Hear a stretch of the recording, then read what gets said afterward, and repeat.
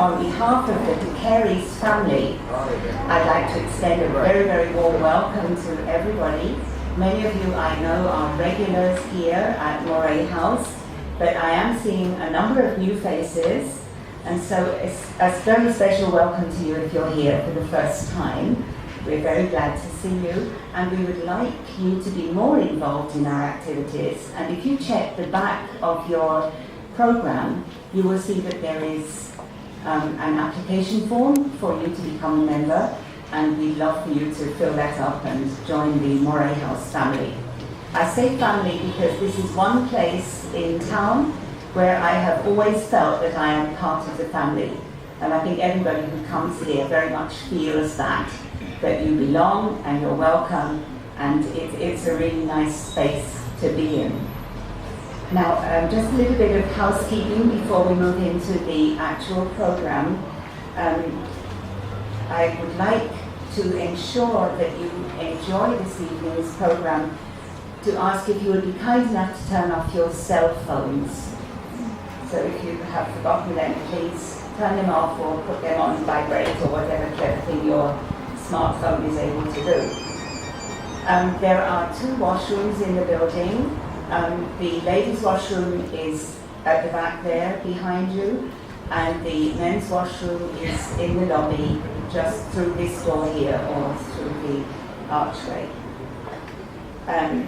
Would you please note too that the fire exits are at the eastern and the western entrances to the house. If you know where east and west are, you'll be able to find them. In the event of a fire, which of course is not going to happen, please proceed in an orderly manner to the exit that is closer to you, having discovered which way is west and which way is east, as quickly as possible. Smoking, ladies and gentlemen, is not permitted. I know you wouldn't dream of doing that anyway. And finally, do enjoy your time here. We are so happy to have our guests, and I'm sure that you're going to show them the usual Guyanese hospitality. Even if you throw some difficult questions at them, it will be done graciously and with a smile, I'm quite sure. Now, just a brief word about the building itself and the work of the Trust. This lovely colonial-style house that you're sitting in was originally the home of David de Carey's and his family. David, as most of you will know, was the founder and editor-in-chief of Stabrook News. He was totally committed to social justice and to literary and cultural development in Guyana. And following David's death in November 2008, his widow Doreen and their 2 children, Isabel and Brendan, made the decision to hand over the building to be used as a fitting memorial to their father. So the mission of Moray House Trust, as you will see from your program, is to, and I quote, foster national pride in Guyana's diverse heritage, to enable all forms of artistic expression, to promote conversations, civil liberties and sport in our society, and to stimulate the sharing of knowledge and ideas within a vibrant public sphere. It's in pursuit of this goal that Moray House Trust has invited this evening's guest speakers, Gayatri Bahadur and Rahul Bhattacharya. You see at the front 2 very talented writers whose recent publications have very much put Guyana on the map. Both of our guests live outside of Guyana, but both have written about Guyana, both of them very highly acclaimed for their work. Ms. Bahadur's work was one of 3 non-fiction books shortlisted for the Bocuse Prize in 2014, and is one of 6 shortlisted for the Orwell Prize to be awarded later this month. She's holding her breath. In 2012, Mr. Bhattacharya's novel won the Royal Society of Literature on Ondaatje. Is it Ondaatje? Ondaatje. Okay, thank you. I said it. And in 2011, the Hindu Literary Prize. It was shortlisted for the Man Asian Literary Prize in 2011 and in 2012 for the Commonwealth Book Prize. Mr. Bhattacharya lives in Bombay, and we are very glad to have both him and Gayatri here with us. First of all, let me tell you a little bit more about Gaitra. I'm not going to talk long because I know you don't want to hear from me, but just a wee bit to let the latecomers come in. First, Gaitra's family migrated from Cumberland Village, East Kanji, when she was just 7, and they now live in the New York area. This book, which is a study of indentureship in Guyana, was published by the University of Chicago Press earlier this year, and it's entitled, somewhat controversially, Kuli Woman. I understand that Gaitra has received quite a bit of flack for that title, but she's well able to explain why she called it that. Kuli Woman is the author's personal quest to trace her ancestors and to discover what were the experiences of Indian women who made the journey to these parts. The reader, and that means me at this particular moment, is astounded by the meticulous scholarship and unremitting probing that went into reconstructing a past that frequently presents as many questions as answers. Apart from the book, Gaitra has been staff writer for the Philadelphia Inquirer, but now she freelances, writing regularly for the New York Times Book Review, The Nation, and for the magazine Miss. She prefers to write on immigration and gender issues. Welcome back to Guyana, Miss Bahadur. We're very, very happy to see you, and welcome especially to Moray House. We're looking forward very much to hearing you talk about your work and the fascinating things that you discovered as you probed into the archives around the world. And from me, congratulations on such serious scholarship. Very, very serious work in your book. Well done. And we are equally delighted to welcome to Moray House another author whose novel has brought us delight, embarrassment, some degree of irritation, and a great deal of discussion. I'm referring, of course, to Rahul Bhattacharya's astonishing novel, The Sly Company of Those Who Care, published in 2011. The Sly Company, clearly semi-autobiographical, traces the adventures of a young cricketing journalist from Calcutta who documents his adventures in Guyana while on a year's refresher break. Mr. Bhattacharya's style has inevitably, and perhaps rather annoyingly, frequently been compared to Naipaul's. That's because we find Naipaul irritating too. The novel ranges over idyllic descriptions of Guyana's natural beauty and witty, satirical presentations of the foibles of Guyana's people. Actually, I wondered how you managed to meet so many weird people. But actually, there are an awful lot of very strange people in Guyana. I was saying to somebody as we were getting ready to come in that I think we are extraordinarily tolerant of eccentricity in this country. Maybe that's why I'm allowed to be here. Okay. In his novel, Rahul even gives us a love story for good measure. Many of you have managed to get a copy of the book, and you were part of the lively and sometimes heated discussions that it provoked. Rahul's style is always compelling, whether he's reminding us of the beauty of our country or teasing us for being so very, very strange. I'm not so sure about the love story, but I'm sure you'll want to talk about that too. So, a very warm welcome to you, Rahul. We're delighted to have you here, and we're looking forward to a very informative and entertaining evening together.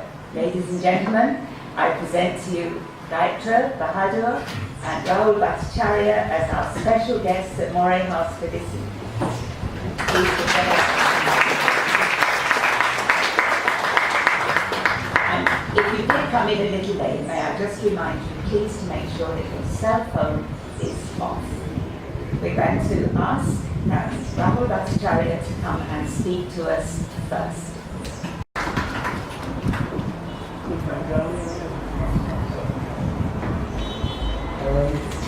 Hello. I am a little nervous. Thank you all for coming. I'd like to offer thanks to Moray House for hosting us and to David E. Carey's, in whose spirit this trust has been formed. I remember before I came to Guyana in the summer of 2006, 8 years ago to the month now, a cricket writer on The Guardian learned of my secret plan. After advising me to carry an umbrella, they said I must write to Michael Atherton.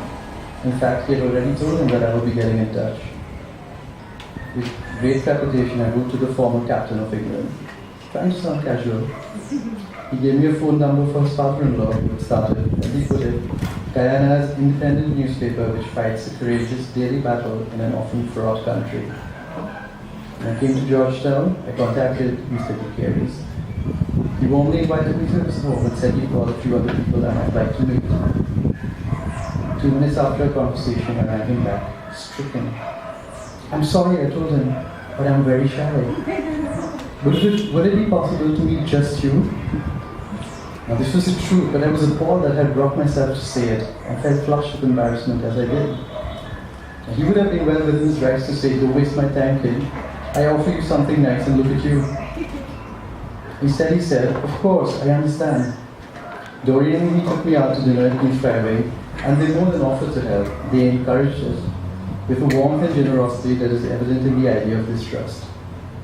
So thank you to Terry's family, wherever you are. As I think of that meeting, I'm reminded about that time of arrival in Guyana. Though I came with the instinct that I would write something, and though I had written a big book before, I did not come as an author. I had no plans. I came indolent and curious, with an unaccountable feeling of attachment that would come to feel like intimacy. To return now after 7 years as an author feels odd. It amazes me to think it's been 7 years because for much of that time I lived as intensely in Guyana as I had while I was here. Its sounds and moods and people and concerns were in my head continuously. It feels like I just now gone and I just now back. Yet I wondered how it would feel to return. There was the unusual position for me, or for most writers, of being discussed in the letters and columns pages of newspapers. Some very gratifying, others not so. And we have been told that this morning Freddie Kissoon has had a go. But it's taken a while to teach myself to try and not let interventions affect my own relationship as an author with the book and as a person with Guyana. The worst that can happen is someone dislikes your work or thinks your intentions malify. Any writer must live with that. On the flight over, I was beside an old lady on her way to Leguan, and though this sounds overly sentimental, whenever she called me son, it made me feel greatly happy. On landing, the runway was damp with Guyanese rain, and the huge blue sky was fluffed with cloud. The taxi man Mukesh, good name Andrew, and I began to gaff, and soon he asked me, feel like taking a walk? And I said, why not? So at Soustak, he turned off towards into the Linden Highway, and we're racing now under the great white clouds, and 10 miles after we turn off into the trail. This is Hawaruni, where his grandfather helped start the Full Gospel Church, where he grew up to, and he needed to stop by his nanny. In his nanny yard, we soon knocking back avocado pear ripe like butter, and drinking cold sweet coconut, and collecting orange and lime and papa in a rice sack. And I'm thinking, I just off a 40-hour journey across the world. I never met the man before, and my luggage and everything still in the car. I thought only in Guyana. I felt like I had come home. When Gareth Shaw's book I admire so much, it suggested that the text rather than the authors be in conversation. It seemed like an excellent plan. However, there is one definite downside. After reading in India, a friend had said, it sounded pretty good to us, but I'm sure a Guyanese accent is dreadful. Well, this is the deep end now. There was a time I could pass off as Guyanese, but now maybe I stuck between India and Georgetown at some unspecified spot in the Atlantic. So please be kind. I'm reading 2 portions from the book. The first, since we're speaking of arrivals, is an edited extract towards the start, and a very different kind of arrival than the one Gareth Shaw may read from. Water.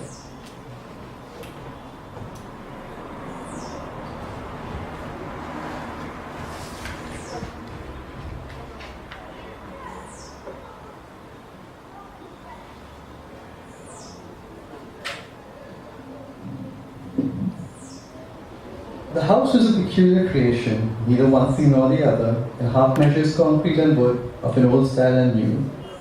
One could discern the reputed Guyanese elegance in the slenderness of the banisters, the deep-laid fretwork under the roof, and it had been built in the Guyanese way, upon high stilts. You could tell at one time, before the bottom was walled up, before the back extended and part of the yard shedded, you could tell it had been a house of proportion. But now, the thin man inside the fat man was forever obscured. By these disfigurations, Action Jackson, the gold-wearing, gum-chewing husband of my landlady, produced rent from 6 tenements. It was an act of ambition that drew both respect and resentment. You see how the gold around his neck get poundish? I know the man when he was just a limer. The house was hidden behind Lakshman's hardware. He there in hard time and soft. You enter through a long passageway made by the shop in a wall of rusted tin. That corridor tapered into a makeshift entrance where everyone out Lakshman and Action Jackson had been waging a cold war over a small patch of land, leading to sudden and always temporary captures of territory with barrels or scraps of tin. Beyond these battles was the staircase. I was one of the 2 flats in the upper story. There were 3 below, another in the yard, holding a total of anywhere between 8 and 14 tenants. These included Hassan, the dead-eyed minibus driver, a pair of busky Indian-Chinese cashiers who people call curry chow mein, Kwesi, the youth man who did electrical odd jobs and often came upstairs to make pioneering phone calls that contained the words, "I have true feeling for you, baby, I ain't lie." His mother, a hard-working churchwoman who worried for Kwesi and passed around magnificent trails of black pudding on Sundays, and a secret couple whose secret fights had everybody's attention in quiet times. The first floor as you entered the gate was enlivened by the graffiti, "Let them talk, don't bother me." But in fact, it was its occupant, Lancelot Banarsi, who people called a top man or a gaff man. "In Jamam," Uncle Lance said to me on the first day, "nobody could imitate like Guyanese, you know."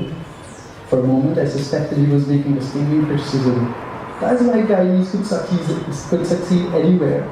We go New York, Canada, Florida, we could become just like them, but they can't become just like we.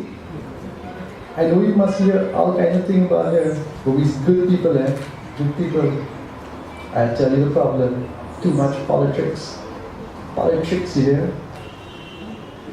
So, Uncle Lance was a reader and could often be found perusing obscure pamphlets on the bench. He was a newspaper junkie, as I too was becoming. In the afternoons, a cross-section of kitty folk would assemble on the stairs of the house around a newspaper-wielding Uncle Lance, whose undertaking it was, in the words of one participant, to instigate and agitate the population. He ran the sessions democratically, throwing up an item in the air and letting whoever wanted run with it. Caribbean men in each every nightmare. Was Mr. C a Bajan who loved both soca music and a white woman in England? Was Mr. B a Jamaican with reggae music running through his entertainment veins, but whose complaint started a police investigation and ended up blowing the whistle on what the authorities are calling a terrible crime? Finally, did Emma Baxter, a white English receptionist in London, set out to have unprotected sex with a host of black men who traced their roots to Barbados, Guyana, St. Vincent, Antigua, Dominica, to name a few island nations in order to infect them with HIV/AIDS, apparently in revenge? The point of instigate and agitate here was not the conduct of Miss Baxter, though one man did present the Guyanese tourism, whose he make man stand by. No, the issue was that Guyana was referred to as an island. The report had been reprinted from the Barbados nation. "The problem with Ireland is they're from Ireland," a man with hairbuns remarked. "It's only I they understand, not you, not we. Trinidad came in for next too. We sure Islander got by too much iron in their brains." And so to the next item, Afro Dullaha and Dullahin. Dear editor, I wonder how many of your readers have taken note of that rice advertisement on television in which an obviously Afro person is featured as the Dullahin and an equally Afro individual acts as the Dullaha. Of course, I did read an article recently which tells about an Afro gentleman of the incumbent regime who, sometime back, saw fit to convert to Hinduism. But that's his affair, and such cases must be rather rare here in Guyana.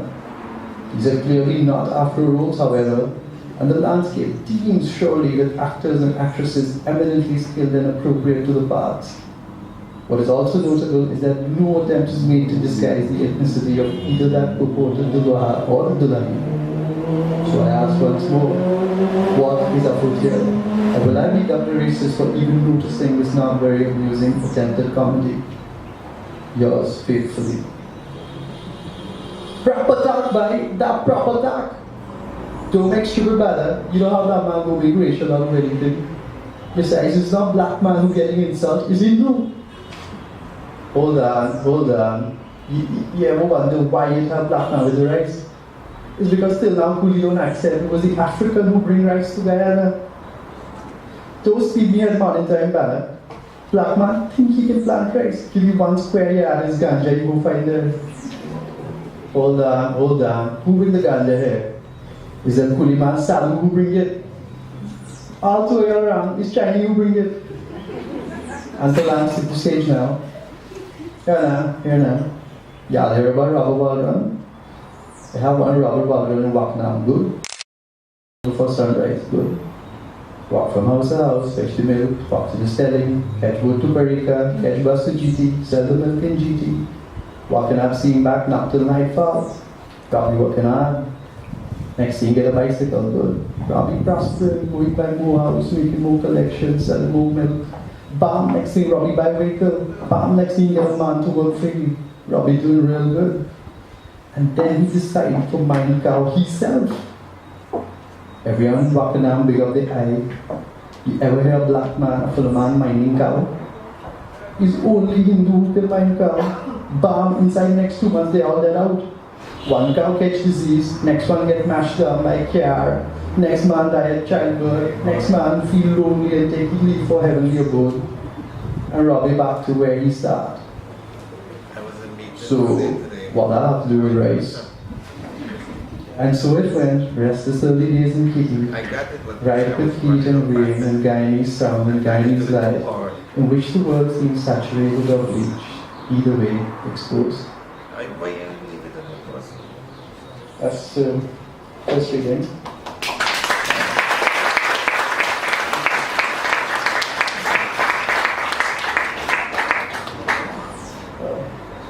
My second one is much deeper in the book.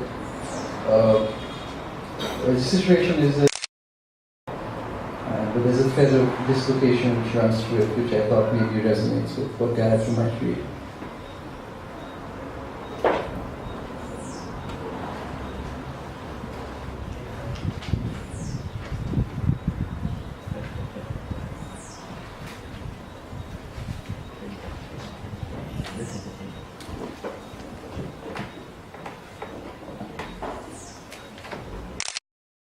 This kind of thing had begun to happen to me.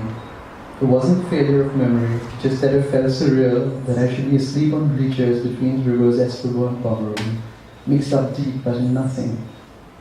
While recovering my balance, I'd be assailed by a variety of Indian flashbacks. The lover that was or wasn't, breaking a window in the building compound, the tension in the house when I abandoned my cast spread. It would take 15 or 20 minutes to shake the smoke. Sometimes there would be a mild headache. It was turning to dark when I woke and it disoriented me further. The sun had lost shape, hours had been consumed, the ideas in my head had been foiled. Unsure of the next step, I did as usual, I walked. I walked along a straight open highway unsuited for walks. To the right were the village houses, beyond them the Corrida and black sagebush and the South American foreshore. To the left were the paddy fields. Above, sunset was a moved smear of a man and his preoccupations. There was mud in the air, here and there one could hear stray voices beating with phrases like shine seeds and pull and shrimp. From the fields came the trombone of cows. Goodly was a beautiful Hindi word for sunset, dust raised by cows returning home. Goodly, so right with dainty meaning. With the slightest intimation, a rustle of leaves, a flutter of hidden birds into trees, the pressure was released. I was stunned by the intensity. Green, blue and lilac cuts over the paddy fields, the palms of the margins were bending, mud exploded onto my dust-encrusted feet, into the crevices between my toes. On the nape and the forearms, new air felt like new skin. It was like water bombs. I ran for a shed in the distance. It was a small lumberyard. I stood inside the curtain of corrugated rivulets. The seemed to be pounding, rising and falling in waves over the rafters, flapping. In utter dim, twilight was obliterated. Darkness was ecstatic, scents seeped from the earth, the bushes. The world was raw and desperate, all contrition was washed off. It was 10 minutes till the wind abated and the zinc settled that I caught the folkish Bhojpuri rhythms jangling through the rain. Sounds affect me in the most visceral way. I felt a little drunk and perverted. The mood of silver anklets, lips made of sex in a haystack. I walked around the Greenwich perimeter. The sound grew closer. Lotela, who Lotela? I knew from so many petty times it was a red-hot drunken chutney. They told us between necklace of a cymbal and cymbals of harmonium. It made you feel to dunk your head in a bucket of rum, spin in circles. It was an old Indian theme, wife and brother-in-law, rolling, soaking, bathing, and it ended in an Indian way, with wife beating. 3 men were inside the lumber yard, surrounded by logs of timber, ghostly around the flambeau. Their faces were full of rum. Portable stereo, a tiffin with Filori, the smell of mango sour. There was a 4th man who rained out in white art. "Who are jumpy there?" someone said. I introduced myself. I was an Indian man. They clustered in me, they plied me with their alcohol. The sharp fermented bush rum. 2 shots to begin with, one for rain, one for blood. They were the lumberyard watchies, small-scale rice farmers, a postman. They could be 30, they could be 50, I couldn't tell. They carried iguana in the back down, they traded rifle cartridges with Americans for the iguana, they traded cases of smuggled Venezuelan beer for the cartridges. Duck flims, but her major, a view of Sholay and view of cricket. Man back like he's sleeping with one eye open and give one back to mosquito. Bushram has a stabbing localized high. One can press the points of intoxication. Evasions dissolved in drinking rain, a lead that had to do with the girl. The floor was smooth and concrete. Crapple left on it, earthworms kept it in and back out. Dry logs absorbed the smell of rain, the vibrations of the chutney, and the chutney clanged on. Fulori bina chutney kaise bani? I had thought of chutney as music without pain, but had begun to see I was wrong. Reggae was the music of slavery, its impulse was resistance, confrontation. A homeland severed so absolutely seized back by the force of imagination or ideology. Chutney was the music of adventure. Its impulse was penetration, then assimilation. It was the pain in this act of preservation, a homeland part remembered and protected, part lost and lingering. "Hey brother, I was making chutney good, you know. There's only one thing keeping me back."